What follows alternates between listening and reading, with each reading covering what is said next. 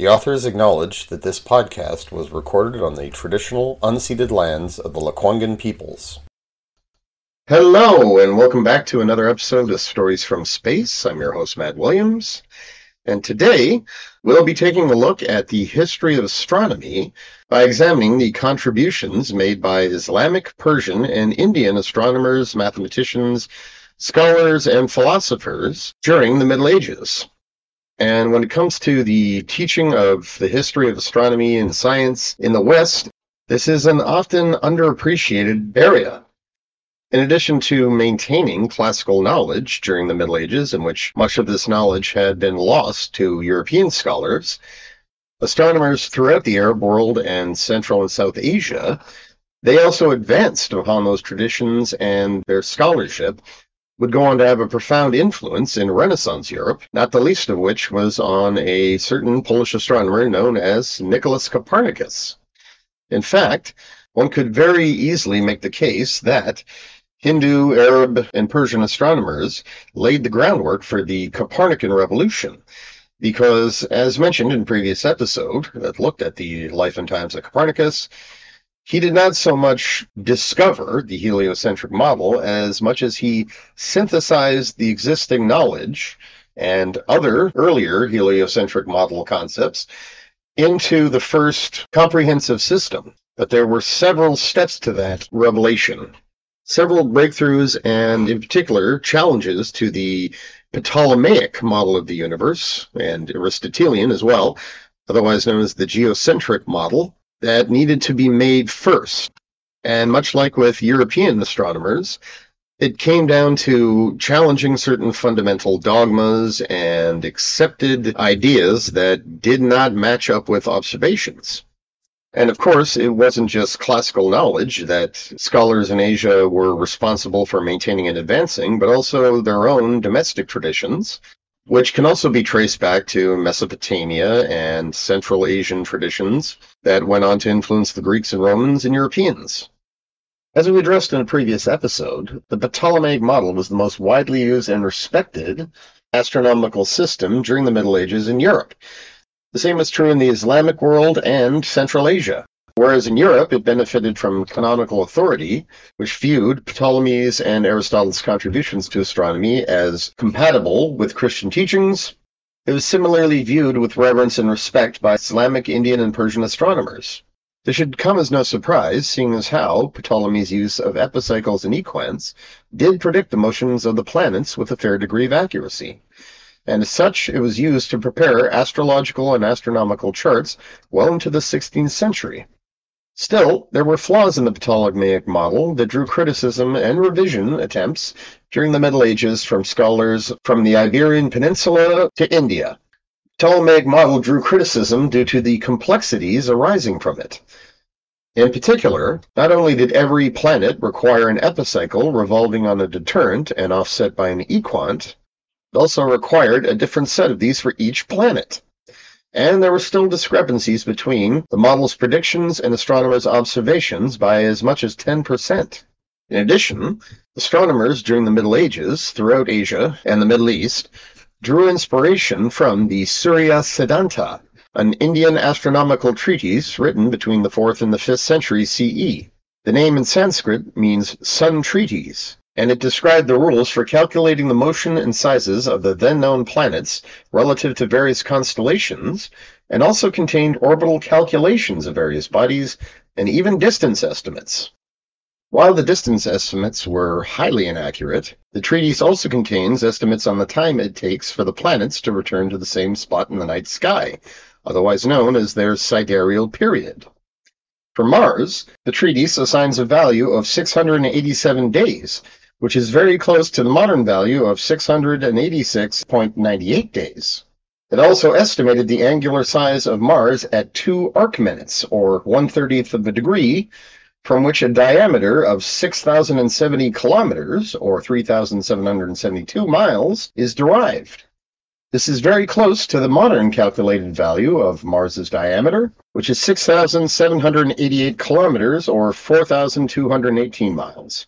What's more, this value is thought to have been influenced by Ptolemy's estimate of 1.57 arc minutes, which he attributed to 2nd century BC astronomer Hipparchus. The astronomical tradition of Islamic, Indian, and Persian astronomers also owes a great debt to the Indian mathematician and astronomer Aryabhata, who lived from 476 to 550 CE, and is the author of the 5th century Sanskrit treatise Aryabhatiya. This treatise contained 108 verses written in the style of sutra literature, which are divided into 4 chapters addressing different aspects of cosmology.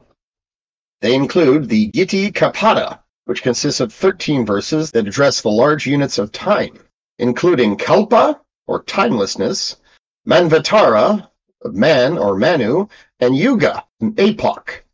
These cosmological periods deal with the time that falls between the creation and recreation of the world, a cyclic period of time dealing with the duration, reign, or age of Manu, the progenitor, and the 4 epochs that follow humanity's moral and physical decline, culminating in a cataclysmic event in rebirth. Second is the Ganitapada, a 33-verse chapter that addresses geometric calculations such as area, length, volume, etc., arithmetic and geometric progressions, and mathematical equations.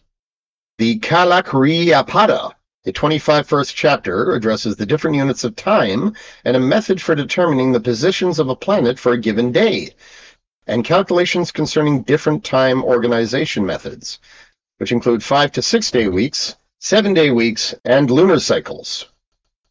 The last chapter, Golapada, contains 50 verses that deal with the geometric and trigonometric aspects of the heavens, the shape of the earth, the cause of the day-night cycle, or diurnal cycle, and the passage of the constellations through the zodiac. The treatise introduced a number of innovations in terms of mathematics, which allowed Aryabhata to calculate the periods of the planets relative to the sun, the timing of lunar and solar eclipses, and the motion of the moon. He is also renowned for making one of the first recorded proposals that the Earth rotates on its axis, which was his explanation for the cycle of night and day and the rapid rotation of the celestial sphere, otherwise known as the background stars.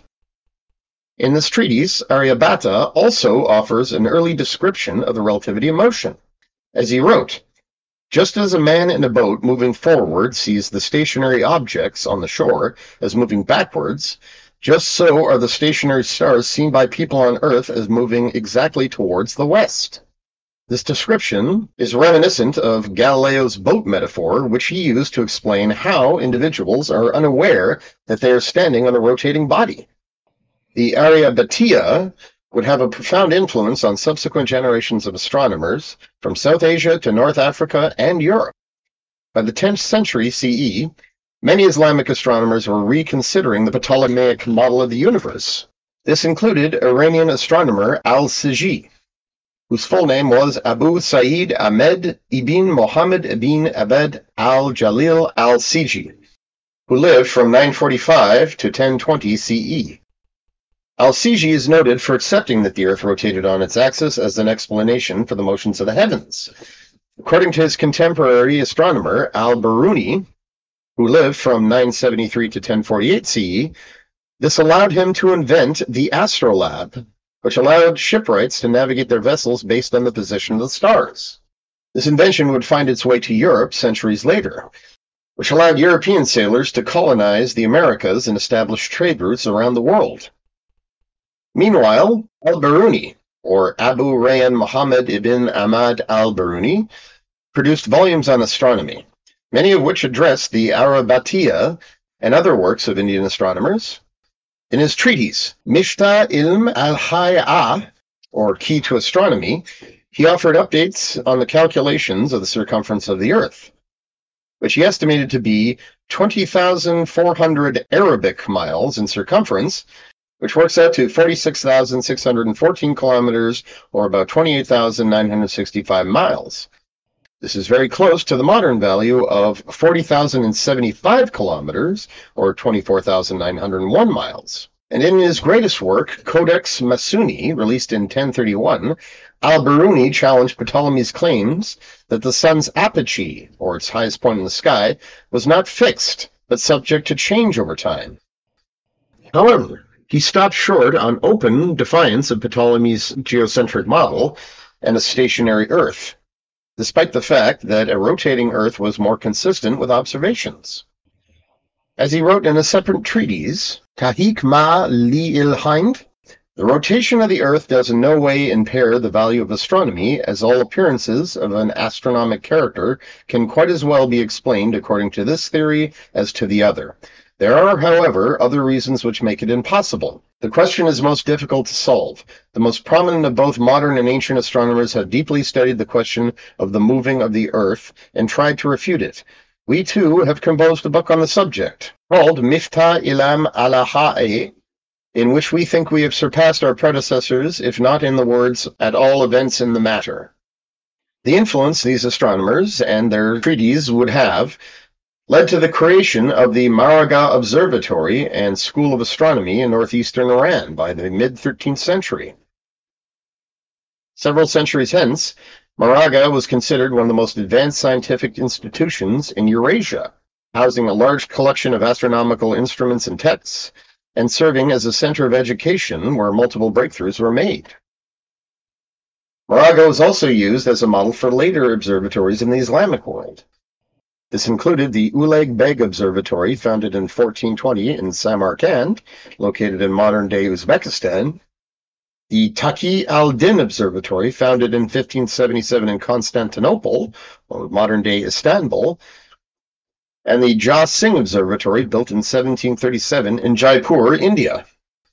Meanwhile, the Arab polymath Ibn al-Haytham, or as he was known to European scholars, al-Hazan, released a highly critical treatise between 1025 and 1028 CE, titled Al-Shakuk ala Batlamiyas, which translated means doubt concerning Ptolemy.